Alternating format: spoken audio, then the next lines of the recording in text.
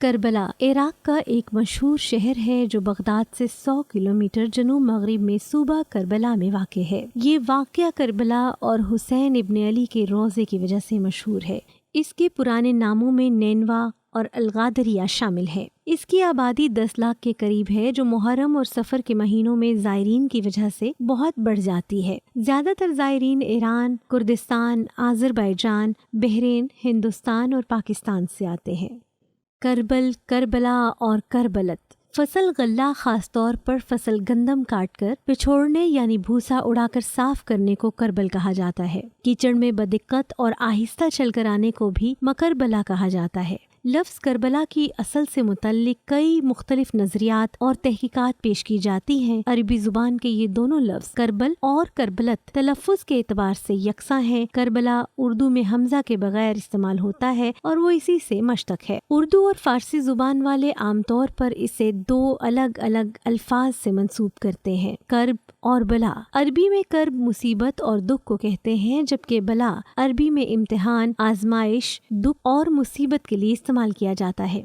کربلا عراق کا ایک امیر شہر ہے، جہاں پر مذہبی زائرین اور زرعی پیداوار سے کثیر دولت حاصل کی جاتی ہے، خاص کر کھجور سے۔ یہ دو اضلاع پر مشتمل ہے۔ پرانا کربلا مذہبی مرکز اور نیا کربلا رہائشی علاقہ ہے، جہاں اسلامی مدارس اور حکومتی عمارات ہیں۔ پرانے شہر کے وسط میں مزار حسینی واقع ہے، جس میں حضور صلی اللہ علیہ وآلہ وسلم کے نواسے فاطمہ الزہرا اور علی بن ابی طالب کے بیٹے حضرت امام حسین دفن ہیں۔ اس مزار پر مسلمان کثرت سے زیارت کرنے آتے ہیں، خاص طور پر محرم کے مہینے میں، کیونکہ اس مہینے میں یوم عاشورہ کو انہیں کربلا میں شہید کیا گیا تھا، اور 40 یعنی چہلم، جس پر زائرین کی تعداد 20 ملین سے بھی زیادہ ہو جاتی ہے، جو لوگوں کا دنیا بھر میں بہت بڑا اجتماع مانا جاتا ہے۔ ان میں ایک بڑی تعداد نجف سے 80 کلومیٹر کا فاصلہ کربلا کی طرف پیدل چل کر طے کرتی ہے۔ یہ لوگ چہلم سے ایک ہفتہ پہلے نکل پڑتے ہیں۔ راستے میں سونے اور کھانے پینے کے مقامات بنائے گئے ہیں۔